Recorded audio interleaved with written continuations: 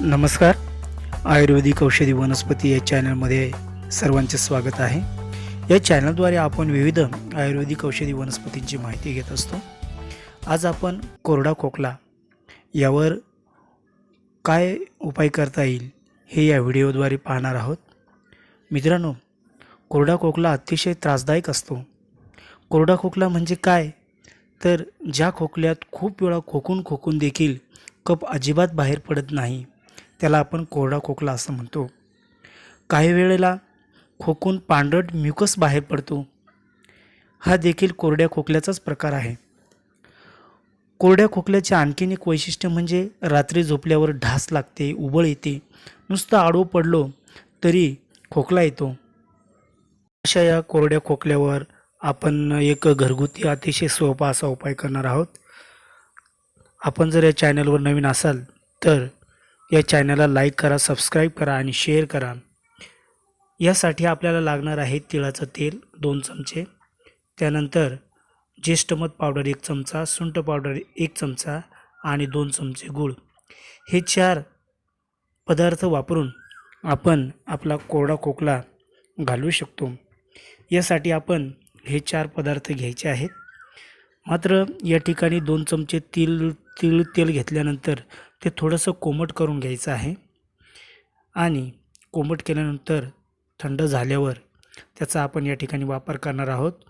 या पद्धतीने आपण ज्येष्ठमध पावडर 1 चमचा, सुंठ पावडर 1 चमचा आणि 2 चमचे गूळ हे एकत्र करून घ्यायचं आहे आणि हे सर्व मिश्रण एकत्र केल्यानंतर ते आपल्याला या तिळाच्या तेलामध्ये चांगलं मिक्स करून घ्यायचं आहे आणि याचं चाटण तयार करायचं आहे.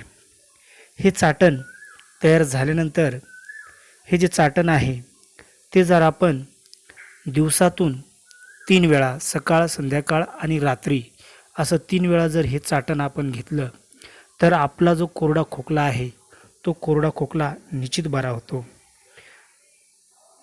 हे जे चाटण आहे हे फक्त कोरडा खोकला दूर होण्यासाठीच उपयुक्त आहे. ओलसर खोकला असेल तर त्यावर हे चाटण कामाचे नाही. नुसता कोरडा खोकला असेल तरच हे चाटण फायदेशीर ठरतं.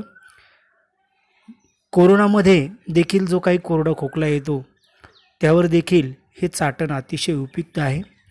कोरोना पेशंटने त्यांना जर कोरडा खोकला येत असेल तर त्यांनी साधारणतः 5 ते 7 दिवस हा उपाय करायचा आहे आणि नॉर्मल व्यक्तीने 3 दिवस जरी हा उपाय केला तरी त्या व्यक्तीचा कोरडा खोकला हा कायमचा बरा होतो.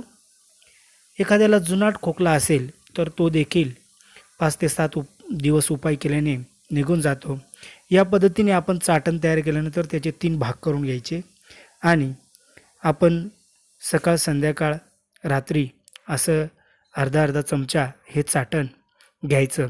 मात्र एक गोष्ट ध्यानात ठेवायची, हे चाटण घेतल्यानंतर आपल्याला गरम केलेलं पाणी, 1 ग्लास पाणी त्यावरून घ्यायचं आहे, तरच याचा फायदा आपल्याला होईल.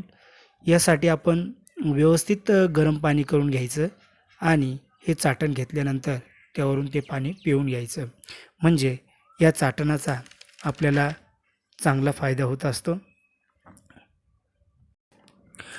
कोरड्या खोकल्यामध्ये आपण बऱ्याच वेळा वेगवेगळ्या प्रकारचे सिरप पीत असतो, परंतु ज्यावेळेस कुठल्याही प्रकारचं सिरप काम करत नाही त्यावेळेस हा उपाय अतिशय रामबाण उपाय आहे. हा उपाय तुम्ही नक्की करून पहा आणि तुम्हाला जर हा व्हिडिओ आवडला असेल तर माझ्या चॅनलला लाईक करा, सबस्क्राईब करा, शेअर करा. धन्यवाद.